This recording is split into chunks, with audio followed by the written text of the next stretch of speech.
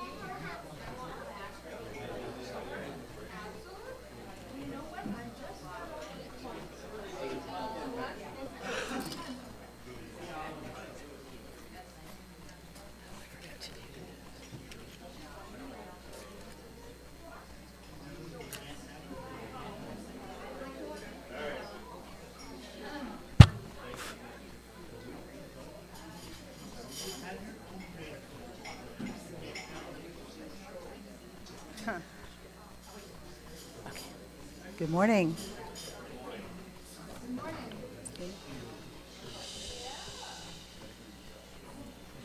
I'd rather ring the bell.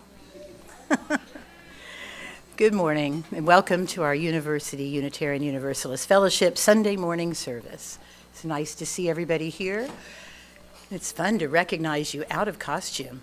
I got to look at pictures for the disco night last night, and I recognize no one. Please tell me that not going on up there. I cannot promise you anything, but I would love it if they were up there, but I don't think, Patrick's in charge, and since he was there, I don't think he's allowing the pictures either. So, a few housekeeping items before we get started. Please take a moment to silence your devices so they won't scare us in service. And for those here in person, exits, should they be needed, are where you came in at the front, straight down the hallway out the back door. And if Melanie, would you double check and make sure, or if Derek's going, I forgot to check and make sure this back door was open. There's an exit sign there at the back, and you can exit through the Memorial Garden. Hopefully won't have to do that because it's hotter outside than it is in here. And please be mindful of the never-ending cold and flu season, and hopefully stay home and watch online if you're not feeling well. So we keep that going just for that very reason, and we have some other members that can't make it. So let's say hi to our online people too. But before we start, have a moment for board members, committee chairs, event people that need to make an announcement of importance to the church to come up. Anyone online, just send me a text.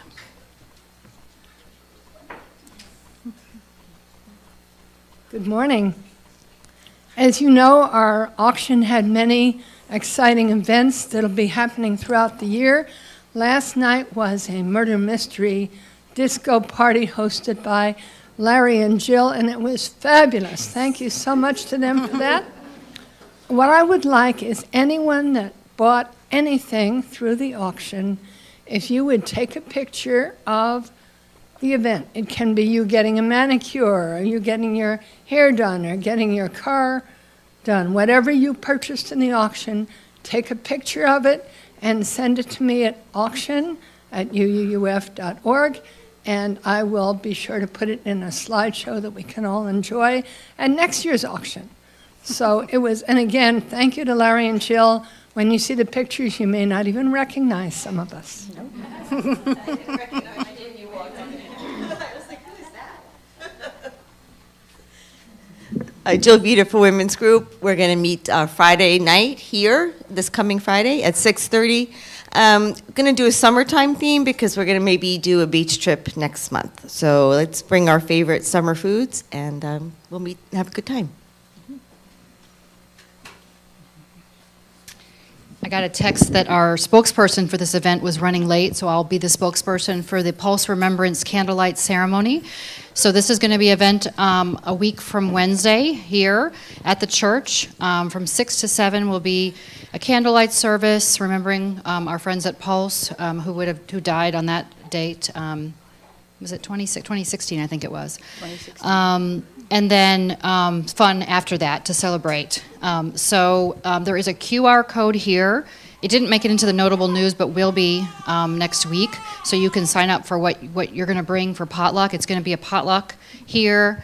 And A rainbow potluck. rainbow potluck. So bring colorful foods, apparently. So that's coming up. So make a note of that coming up soon. I think that's all I have. You sure? Good morning, Carl Packham on behalf of David McElroy and Men's Support Group, which is on a week on Monday the 10th, 6:30, potluck, or just bring something to eat yourself. Derek, you're up, sir. Hey, thanks. Hey guys, Derek, Facilities and Grounds. Next work day is 2 weeks from yesterday. Yeah, 2 weeks from yesterday. And we do need some help. You guys probably saw some trees falling in the yard and other stuff like chairs that need to be repaired. So if anybody can make it, that'd be great. Sorry, bud. Marianne for hospitality. So for June, I'm standing in for Lori, and we need help on the 23rd and on the 30th. So if there's someone who'd be interested in assisting on the 23rd or the 30th, please contact me. I've got a sign up. We're covered for the others, and there's a lot of goodies there today, and we want to thank Jill, who had leftover cake. It looks like, what kind is it? Black Forest. Black Forest. It was in the refrigerator. Oh, it looks delicious. So please eat up. And Jill Metz will be covering for July, and she'll be coming to you soon asking for assistance. So we're doing our best to cover for Lori. Thank you. I'm sure she's enjoying her vacation, knowing it's in good hands. So. It's July 7th, 14th and 21st after service. I can explain that if somebody needs me to. Well, if you want to take just a moment, come up. Yeah, sure. I know it's from Cali. So Right. that is, the Film Day is through the marketing committee, and what that's part of the initiative where we're trying to get our name out there in the community. And what it's going to be is little reels or little videos, maybe 30 seconds. I'm not exactly sure how long they're going to be, but for people who are interested, you're going to basically talk for a minute or so about why you joined Triple U, what drew you here, basically why you what drew you here and why you love it. And then we're going to use those with signed releases, of course. And if you're not comfortable doing a video that we're going to use on various websites and things and social media, then maybe getting testimonials from you. So that's the idea, is that we're going to be filming little clips to get out for marketing. And make sure you have a good hair day those 2 days. Yeah. Well, thank you. And no, we always have a lot going on, and if you're new with us, please consider signing up for our newsletter so you can get these, in a timely fashion and keep up with all that's going on and join us in something fun besides Sunday morning.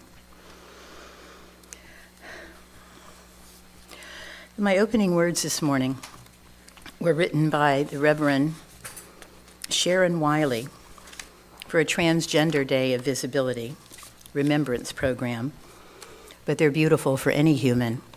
And as we start Pride Month, I felt like they were appropriate for this morning. Her work is titled Wholeness. We speak so often of brokenness in religious life. Let us speak today of wholeness. You are welcome here, all of you, every part of you, beautiful, just the way you are. Here, you do not need to be something more or something less. No holding back, no hiding, no exerting yourself, no trying to do more or be more. You have inherent worth and dignity. Nothing to prove here, nothing to prove to me or the person sitting next to you, or to the children, or to anyone. You don't have to try and be witty, or more quiet, or more outgoing. You are beautiful, every part of you beautiful, just the way you are. You do not need to change anything about yourself to be welcome here. Your skin, your hair, your belly, your limbs, your face, all beautiful, just the way they are. You are extraordinary, each and every one of you, different from each and beautiful in your own beautiful way. Breathtaking. So let us worship together and join Anne, who's going to lead our opening hymn, along with Alicia, who did a wonderful prelude that I forgot to thank her for.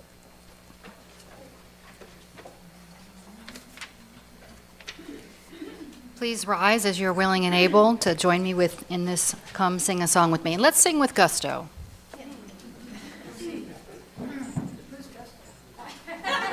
Give me a little intro? No intro? No intro?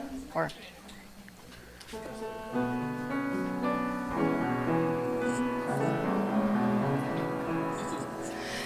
Come sing a song with me. Come sing a song with me. Come sing a song with me, that I might know you're mine. And I'll bring you hope when hope is hard to find. And I'll bring a song of love and a rose in the winter time. Come dream a dream with me. Come dream a dream with me. Come dream a dream with me, that I might know you're mine. And I'll bring you hope when hope is hard to find. And I'll bring a song of love and a rose in the winter time. Come walk in rain with me. Come walk in rain with me. Come walk in rain with me, that I might know you're mine. And I'll bring you hope when hope is hard to find. And I'll bring a song of love and a rose in the winter time. Come share a rose with me. Come share a rose with me. Come share a rose with me, that I might know you're mine. And I'll bring you hope when hope is hard to find. And I'll bring a song of love and a rose in the winter time.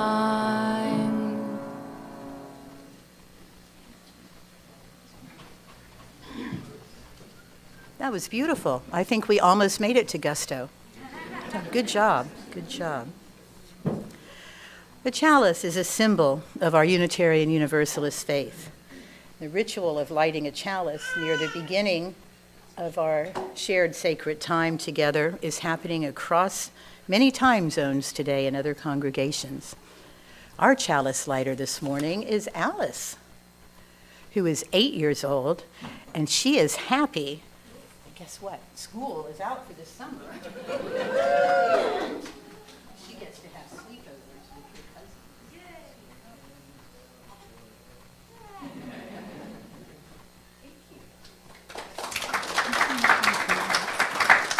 Please join me in these words. In the light of truth and the warmth of love, we gather to seek, to sustain, and to share. In our community of diverse beliefs and shared values, our affirmation of how we aspire to be together is our center. So please join me in these words. Love is the spirit of this church, and service is its gift. This is our great covenant to dwell together in peace, to seek truth in love, and to help one another. I love those words. So welcome again to our community. We're glad you're here and grateful for all of you in the room and our online friends. Let's do a real wave this time. Last time was just good morning. Our services, topics, and speakers reflect varying voices and perspectives as we continue to explore the broader areas of spirituality, religion, science, and our own UU faith together, which is often more about questions than answers. We encourage you to visit several times to experience the breadth of our offerings and to get to know us. So please take just a moment, say hi to someone next to you, especially if you don't know them already.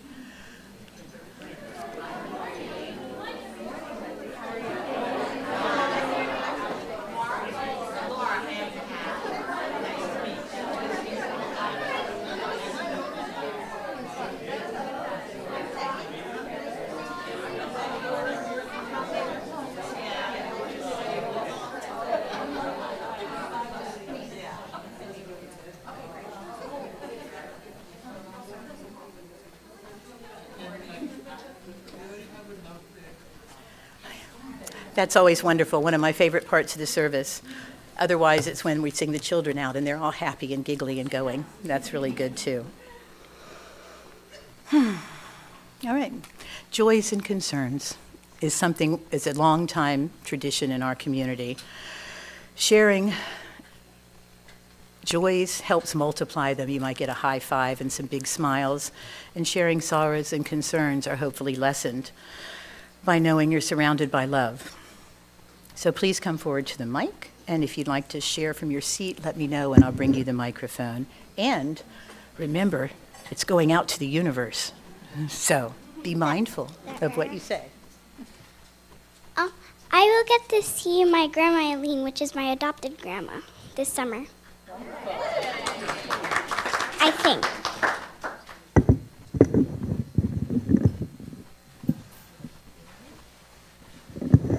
Hello, Chloe Hatfield. My father just retired after 30 plus years with Orange County Public Schools as a middle school teacher. So I'm very happy for him, and he could not wait to enjoy his retirement. He is now off in Europe.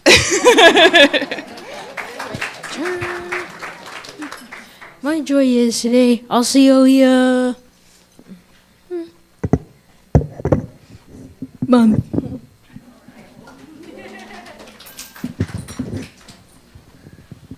My joy is that my grandmother's here today. Do you have something to say? What are you happy about? Okay. I bet that's Grandma's joy, too. Joey Cole, I had started out this week with a really bad concern. My husband was hospitalized for viral pneumonia. Fortunately, in 2 days, he was viral free. So he's back at the nursing home, and we are very, very grateful for the wonderful care that he got. Ann Packham here on behalf of the board. I think most of you saw the email, but our member Stephanie Messler did pass away on Friday morning. I had the pleasure of talking with her daughter on Tuesday, and she lived a very courageous life. I didn't know that how many obstacles she had faced in her life, so it was incredible. We will have a service here next Sunday at 2 o'clock. Reverend Tracy is coordinating with the family the program, and I think Joey is coordinating with around food. The meditation group is coordinating around food. So put that on your calendar. Neither Martha and I are going to be in town, but Michelle is going to represent the board. So just put that on your calendars, and we hope to see as many folks as possible at that service. There are 2 cards over here. I came in a little bit late, so I haven't put a pen over there yet, but please sign one of the cards for Stephanie's family so we can send those over there. Hi, Larry Vita here, and my joy this week is that no one is above the law.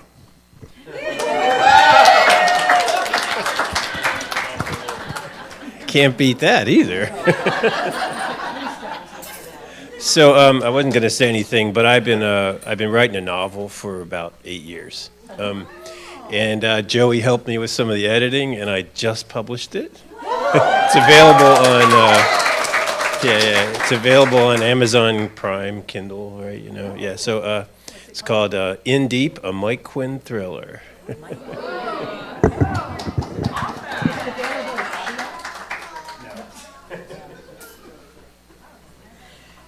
That would be another joy for me if it was available in audio already, because my joy is that after service today, I will be hopping in my car and going to Georgia for a month with my college roommate, and like we did 2 years ago in North Carolina, and we kind of tried to do last year in Colorado, which is my other joy. This coming Wednesday will be 1 year since my accident, and I'm so blessed and grateful for all the support I had here, and I can't believe it's been a year.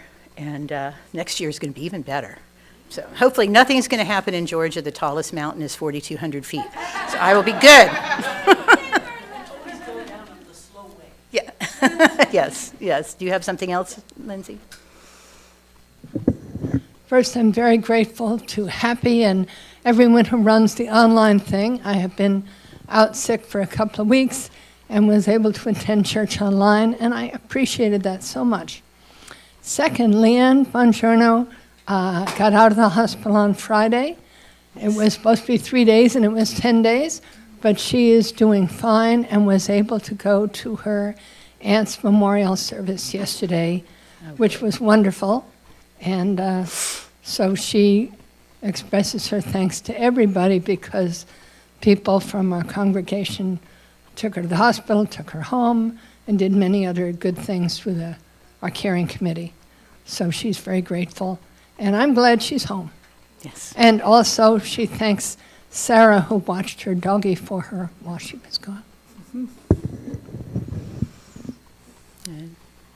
And I just noticed something submitted for announcements that I missed from Steve Hall. We still have our online Inquiring Minds discussion group on Sunday mornings at 9. It's completely online, so you can find that on our website. Next week, they will be just taking a tour of the afterlife through a prism of secular and spiritual concepts. Sounds interesting. They always sound interesting. So join if you can. Let's take a brief moment of silence to honor the joys and concerns that we've heard and that remain unspoken.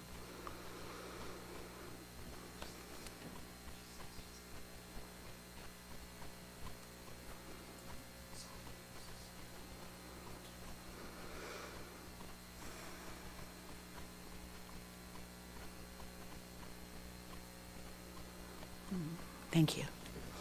Now, before I welcome up Joey Cole for Time for All Ages, I'd like to take just a moment to recognize Chloe Hatfield, who was not here last week when our president recognized the RE staff. So, Chloe.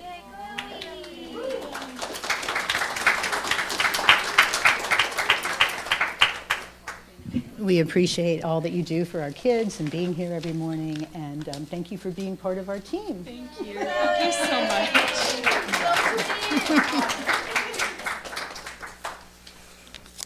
All right, you may keep it this time. She saw it earlier, and I took it back. That wasn't the point. We needed to say something in person. All right, Joey Cole. Joey Cole, where is Joey Cole? There she is. Time for All Ages.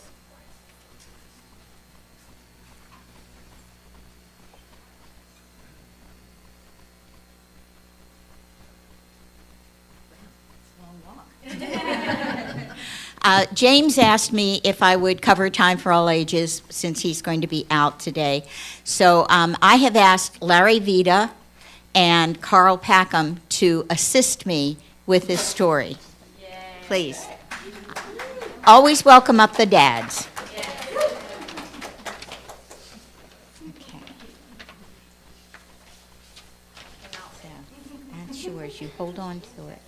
Just follow. Just Stand over there. When I say, no. Patrick's got you here. Yeah. Thank you, Patrick.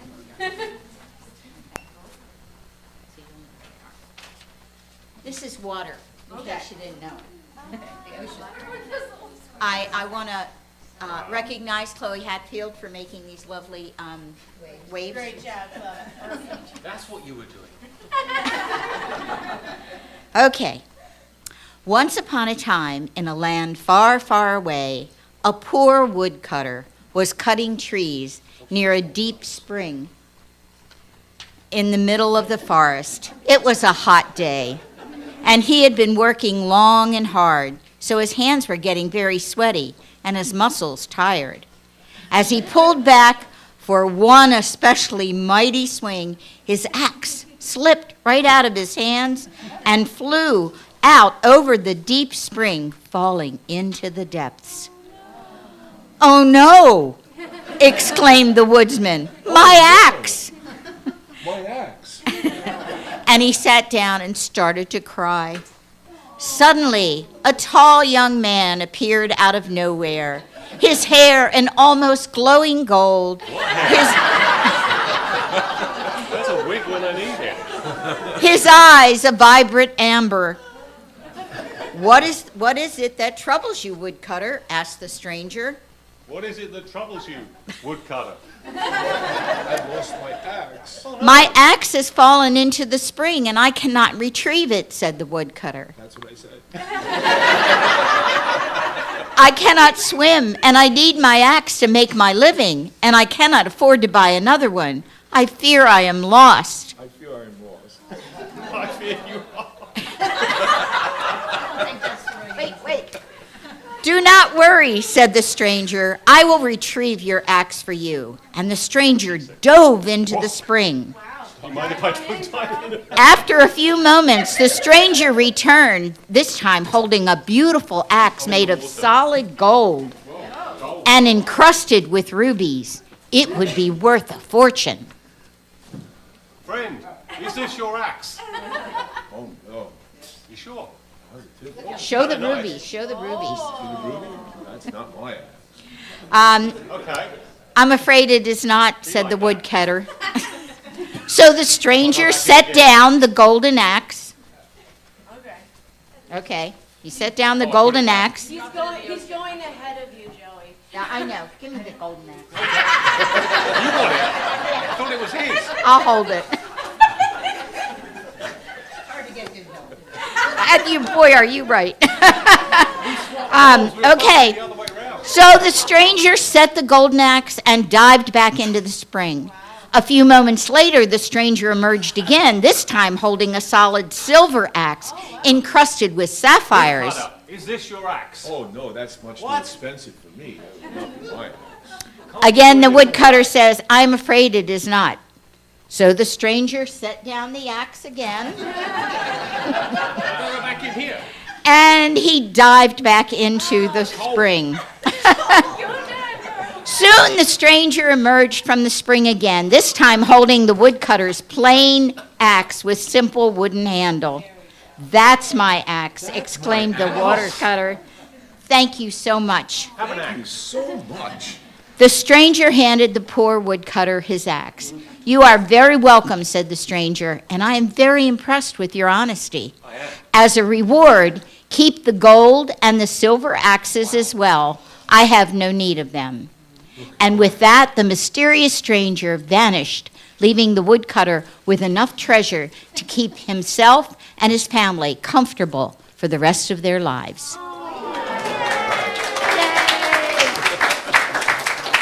And the moral of that story is honesty is the best policy. I did want to say one thing, and this is my editorializing. You don't always get rewarded when you're honest, but it's still the best policy.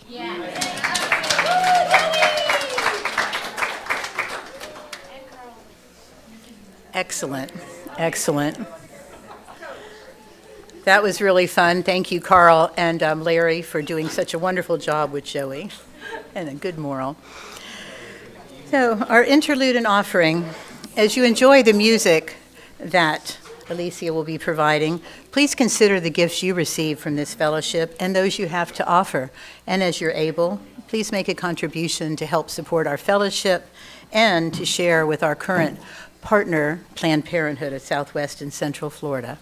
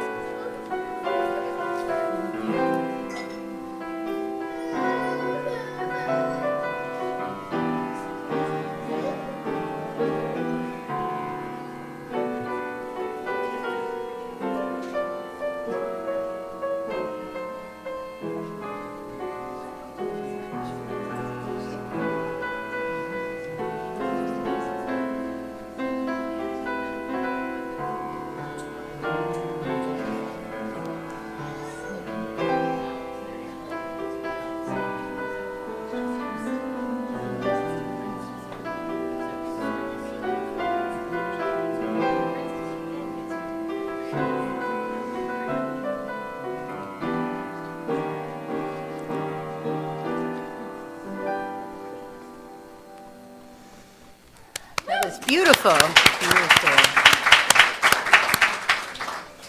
Thank you to our youth for taking up the offering, I guess is the right phrase. And we gratefully acknowledge all of those who give so generously of their treasures and also their time and talents on a regular basis to support this fellowship. Our children's processional, so y'all can go play. We love you and bless you and send you on your way. We love you and bless you today and every day. Fun. Okay, not that. So, most of you have figured out by now that our speaker, Gina Duncan, is not here. She let me know yesterday around 3:30 that she's contracted that stomach flu virus that's going around, so be careful. Pardon? She did not want to share. No, she's keeping that to herself. So we wish her well, because tomorrow she is starting her new position as the president and CEO of the Pride Chamber of Orlando, which is a chamber of commerce for, LGBTQ plus owned businesses. It helps network and increase businesses, and really going to be finding out more about that. She will be happy to come back and share her story, probably in October when we have our Pride Parade, because it's so hot this month in June. So she will be back with us. She's been here many times before, and we wish her well. So I had asked Gina to come, and a gracious UU member that was going to speak today to give up her spot so that we could kick off Pride Month this year, since we are now an official UU welcoming congregation. How many of you noticed the sign in our foyer up above the door? If not, really look on your way out. It's beautiful. It's the welcoming congregation rainbow, and it says, "You are welcome here." It's glorious, and it's really, really important. Rainbows always make me smile. They're so hopeful and pretty.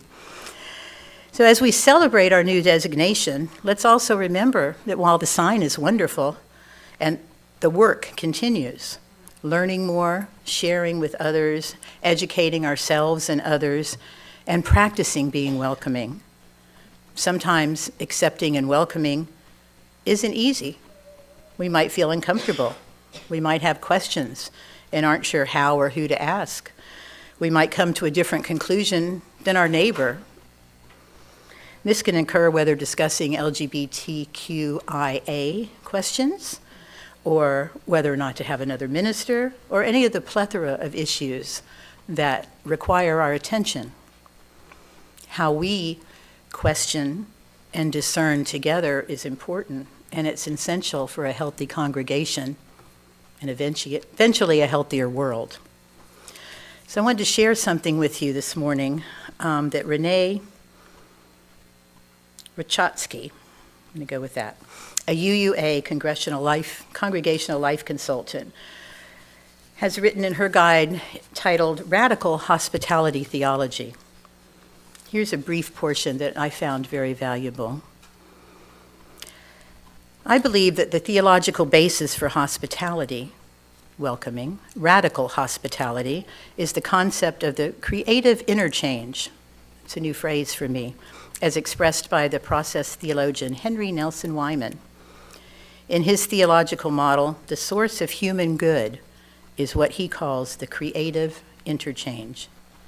You and I interact. We learn something new from each other. We absorb that experience into our own being, and it enriches the experience of our world. Our enriched selves, in turn, enrich others in subsequent interactions, and this ripple effect enriches the world. The more varied our experiences and the more we interact with different people, the greater the increase of human good. I really liked that. It reminded me of something I just read about anti-inflammation, that the more variety of foods you eat, you create better bacteria to help you thrive. So the more variety of foods makes you feel better, the more variety of people helps you live better. That's how it hit me. So think about how your own experience has been enriched by the interactions with those around you. Think of someone you've met here at church, someone whom you wouldn't have met in your other social circles, or someone that you've gotten to know in a different way because this is a faith community. Perhaps someone of a different generation or a different social class. Perhaps someone who feels safe enough to be out here at church, but not in other areas of our society. How would you be different if you had never met this person? How might your relationship have been different if you met this person in a different social context? Perhaps you yourself feel that you have to keep part of yourself hidden, your politics, your sexual identity, your faith, when you are within certain social circles. How does it feel when you can't be authentic? How does it feel when your outer persona reflects your inner being? It's got to be better. An ideal of a liberal faith community is to provide a safe place, a safe space, where we don't have to check a part of ourselves at the door. Our welcoming congregation program helps us to do this for the LGBT community. We aspire to be a place where our interiors and our exteriors are the same. Sometimes this means we have an interior ideal and we struggle to match our actions with our beliefs. Other times, this means we practice acting in the way we know is right and work to transform our attitudes and beliefs through right actions. Sometimes the interior and exterior become so strongly aligned that we can become almost rigid in our convictions. Practicing radical hospitality opens up possibilities with interaction with different people, allowing for diverse experiences and an expanded creative interchange. And it's about meeting people where they are. It's about learning together. We are all works in progress. Radical hospitality is about putting our own assumptions up for examination. To me, this is the heart of Unitarian Universalism. No one claims to know the truth, but we know the way to get closer to the truth is to gather as a congregation and try to figure it out together. New people will bring new ideas. Different people will bring different ideas. We can either look at this as a threat or as a gift. Look at the congregations that are growing. These are communities that see each new person who comes through their door as a gift, a mysterious treasure whose value will be revealed over time and that will enrich the community in some way. And they know that this takes time, patience, and unconditional loving kindness. Our constant challenge is to keep reminding ourselves that we are in community with people who are not like us. To be radically hospitable is to have a congregational norm that is radically inclusive, not out of duty, but out of our anticipation of how each new person will change us. She's got a lot more on there, which really spoke to me. Like, so now what? What do we do with this information? We're a welcoming congregation. We had a little discussion. Shouldn't it say all are welcome here? It says you are welcome here. And it's with the LGBTQ rainbows because it's important to state that we recognize you as human beings, as fellow travelers on this journey. And so now what? We may not all be on the same place with our affirmation of LGBTQ understanding. We may not be in the same place with some of our political views. We may not be in the same place with whether or not we have another minister. What's important is how we decide to be together in community and talk about it.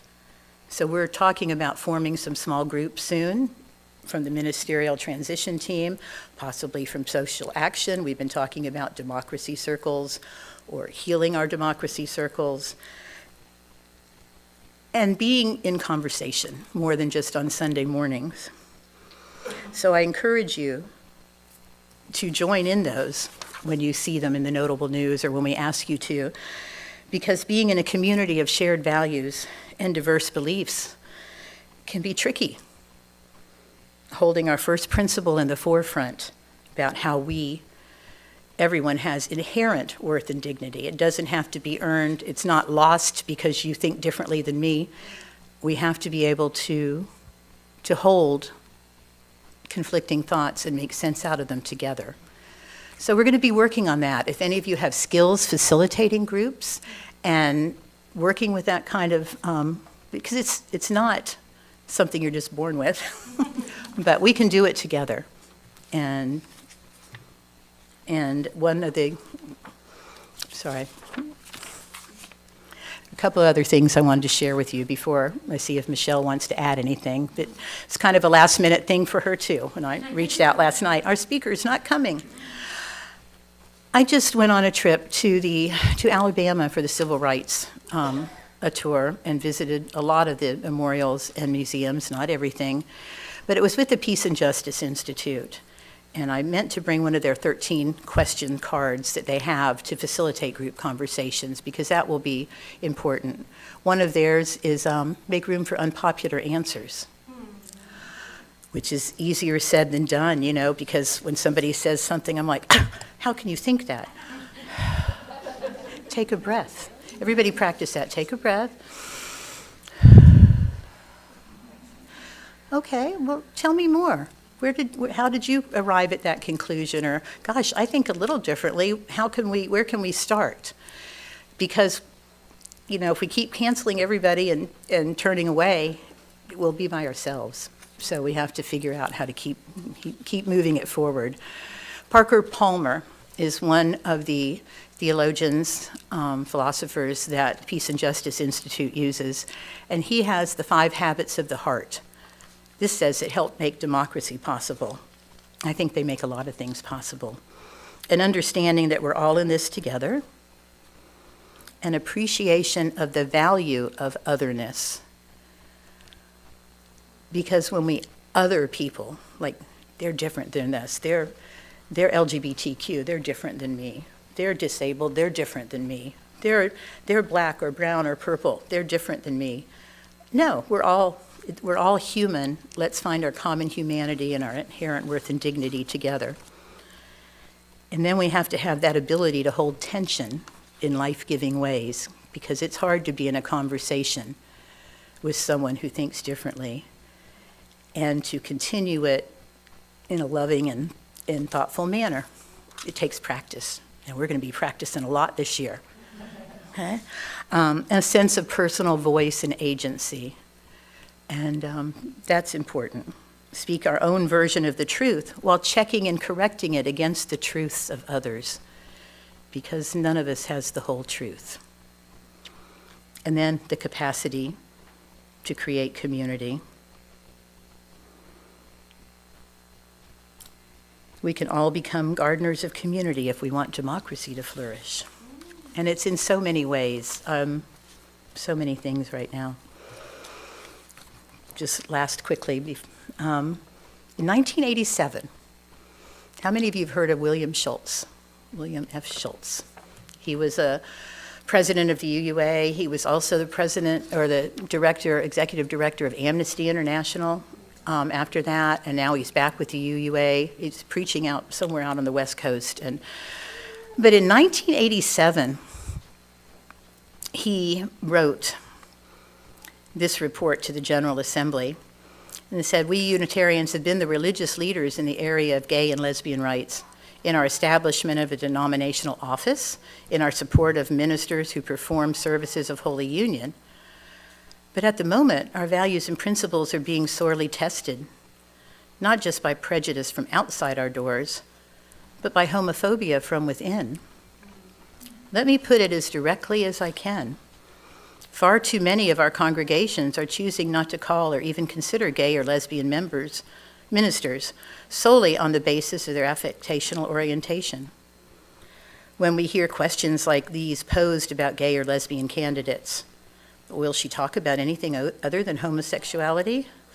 Will we become a gay church? Will we be able to counsel heterosexuals? Will the community accept her? When we hear questions like these, we know we are in the grip of a profound terror. Now, I do not want to be self-righteous here. The fear of same-sex love runs deep in Western culture. This was in 1987. I think it was 2015 when same-sex marriage was 2016 or 2015. Anyway, a long time from there to get to that point. But I beg us to understand that if such fear is permitted to control us, we will be in violation of everything which Unitarian Universalism stands for in the world. It is not enough to say passively and self-contentedly, why, of course, gays and lesbians are welcome in our congregation if they choose to come. What is required is the recognition that gay and lesbian people are already members of every single congregation on this continent. The issue is whether they feel supported enough to make their presence known. What we require is the courage and wisdom to acknowledge our own fears, both gay and straight, and to take active steps to make welcome known to the gay and lesbian community. That was in 1987. And the Welcoming Congregation Program debuted in 1989. And it didn't take off with a bang. But together, people discussed and discerned and learned and realized that you have to get to know people. You have to get to know people of different races, different colors, different ages, different economics, just people. The more people you know, the more your life is enriched. And hopefully, together, we'll keep discerning and learning and be who we really want to be. Would you like to add anything, Michelle? And you can...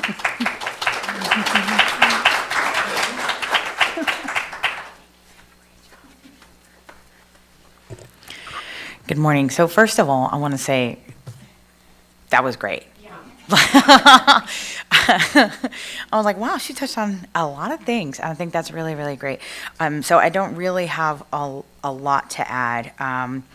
But I know one of the things that really, there was a couple of things that really stuck out for me. And the first one was talking about what it must feel like when we can bring our authentic selves.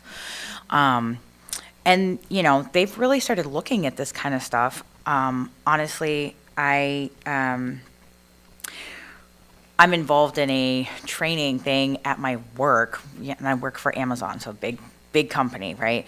But I'm involved in a training thing where we talk about leading with empathy and bringing our authentic selves to work. And this is obviously not work, so I want to talk about like how we bring our authentic selves to our lives and the benefits that that has. As you know, it's easy for us to think like, what would it be like if I can do it for myself? And some of us maybe already feel like we can do that and feel like we bring our authentic selves every day.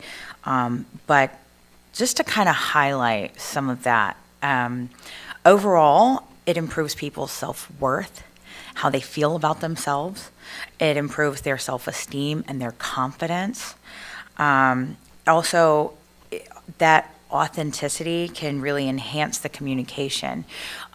So it ties in, I think, with some of the other things, you know, where it talks about, where Martha was talking about how we, you know, when we can have those the conversations with other people, but when people feel safe enough to bring their authentic selves to those conversations and to the community, that really opens up the opportunity for conversations and to feel safe that having those conversations. And then people usually feel appreciated. They feel like their thoughts and their perspectives are appreciated, and they feel valued in the community that they're in. And these are all things that like we know, like they're doing studies and they're asking people, you know, like what does it feel like when people can bring their authentic selves, and how that improves the community, whether that's your personal community, our community here, communities at work, et cetera. So I really kind of want to highlight that.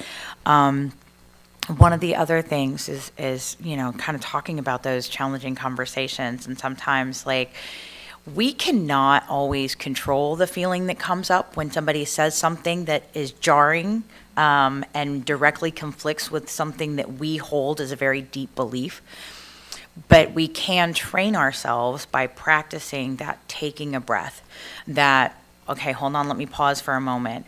Identifying what we're feeling in our body can actually help us identify like what's going on in our head, so that we can calm down enough sometimes to have those conversations, because conversations can be hard. They're like when they're in direct conflict with something that we believe and maybe sometimes very deeply believe and feel very strongly about, it can be very difficult to have those conversations. But if we can practice that, like you were talking about, practice that breath, practice that, you know, hey, I would love to have this conversation with you. Can we just kind of take a moment and like, okay, now let's come back and do that, you know, because it's not it's not always that we can control what initially happens, but we can learn how to respond differently instead of reacting. And that makes such a huge difference in opening up that communication.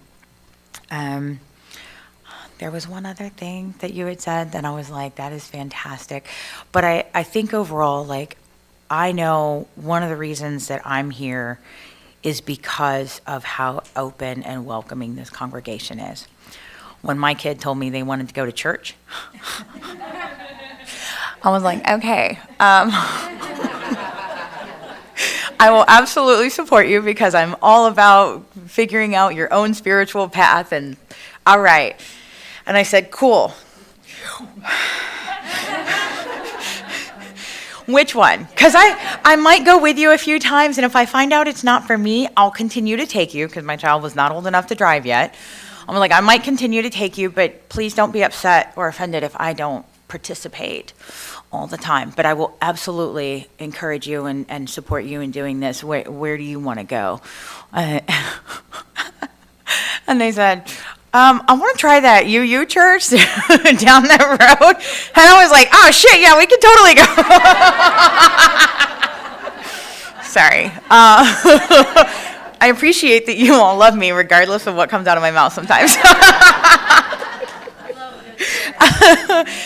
But yeah, I was very excited. And then, you know, we got here and I was even more excited because I found that there is a diversity of people. There's a diversity of beliefs. There's a diversity of ages.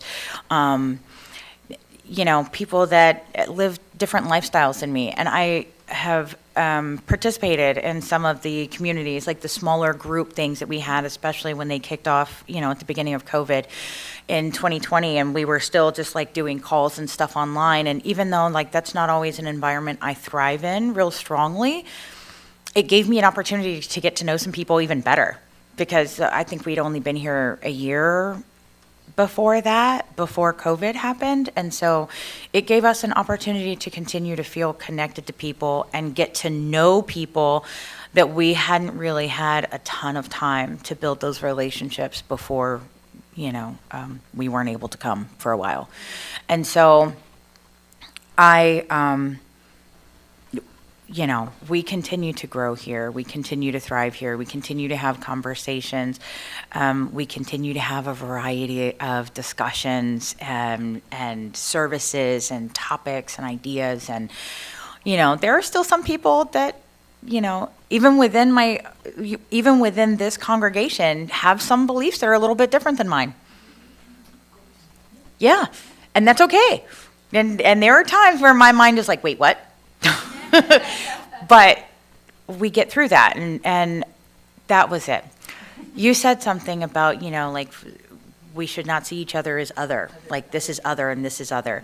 And sometimes that can still be hard, but one of the ways that we can actively work on not seeing people as other is how, like, identifying the ways that we're alike. What do we share in common? Like if I think you're very different from me, and some of us are, you know, but then I understand we're all human. Cool. We all have this human journey together. But what are some specific things that we maybe share in common? What are some experiences that we share? What are some values that we share? And really kind of opening those conversations, you know, so the hard conversations are sometimes like, okay, well, let's try to bridge the gap of understanding on items we don't agree on, but also let's find and identify those things that we do share, and that can sometimes be an easier way to start building those relationships and seeing people as likeness, finding the likeness. And I'm not saying we have to all find the likeness. Like, let's find the things and celebrate the diversity as well. But sometimes if you're having difficulty finding, or you're finding that you are identifying the otherness, then you can work to find the likeness as well, and those shared experiences. So I hope that was helpful and added to what Martha said, and I think you did great. So thank you.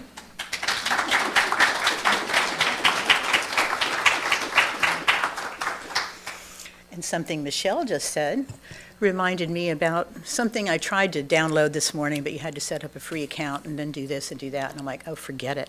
But if you have time, go on TED Talks and Google The Danger of a Single Story. I cannot remember the woman's name. She's from Nigeria, I believe. And it's a really long, beautiful name. When I look at it, I can pronounce it correctly. But that's what's so important, to realize that, I mean, I'm 67. How many experiences have I had throughout my life? The different people I've met that have shaped me and made me who I am are way different from someone else that's 67 that's in this congregation. And that's what I've learned through my reading and the race journeys about white supremacy. I never realized I was white until I read White Like Me, a UUA common read in 2008, I think. And I was like, oh, I mean, I guess you knew that, you know, but it's the same sort of thing where we can't other each other. That's not helpful.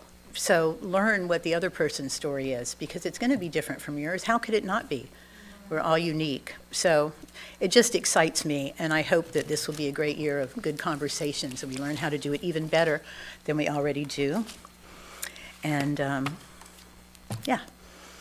So let's extinguish this chalice and move on to cake. Please join me.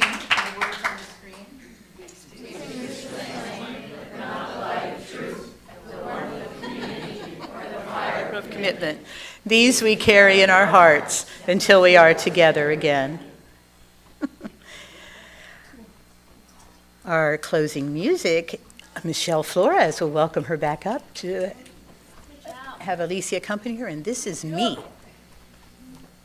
What a treat.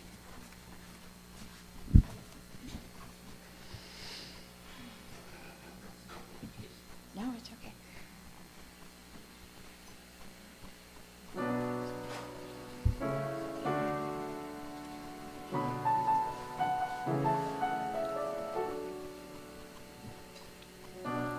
I am not a stranger to the dark. Hide away, they say, we don't want your broken parts. I've learned to be ashamed of all my scars. Run away, they say, no one will love you as you are. But I won't let them break me down to dust. I know that there's a place for us, for we are glorious. When the sharpest words want to cut me down, I'm gonna send a flood, gonna drown them out. I am brave, I am bruised, I am who I'm meant to be. This is me, look out, 'cause here I come. And I'm marching on to the beat I drum. I'm not scared to be seen, I make no apologies. This is me, oh.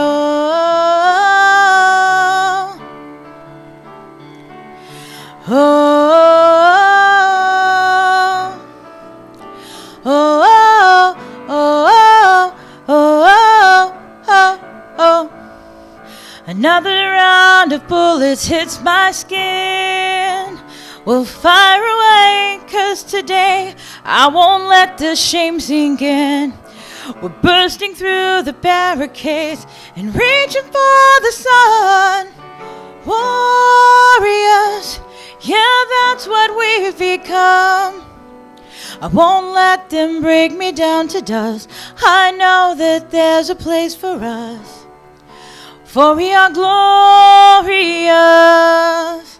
When the sharpest words want to cut me down, I'm gonna send a flood, I'm gonna drown them out. I am brave, I am bruised, I am who I'm meant to be. This is me, look out, 'cause here I come. And I'm marching on to the beat I drum. I'm not scared to be seen, I make no apologies. This is me, oh.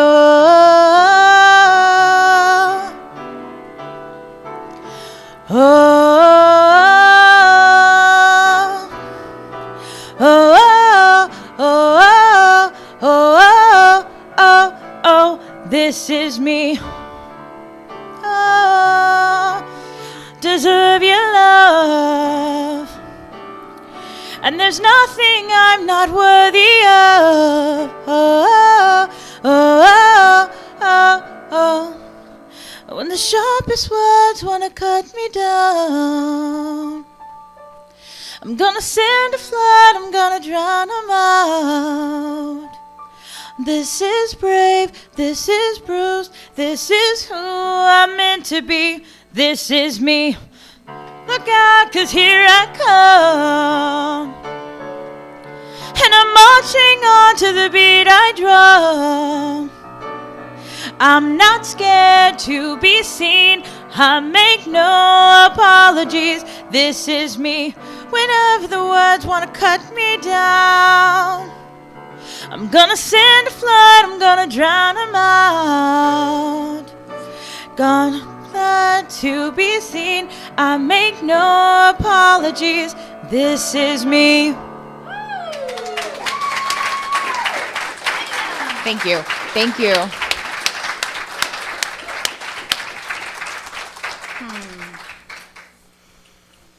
That was beautiful. Beautiful.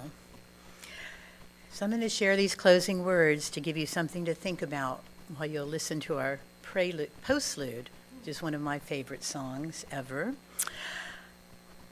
These words are from David Hicks McPherson.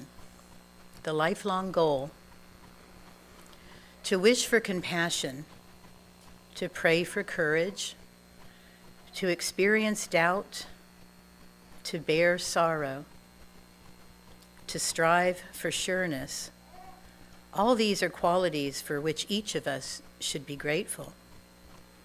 But to feel a genuine fellowship for the whole human family, to act so that our empathy is evident wherever we go, that's the object. That's the lifelong goal. Yeah.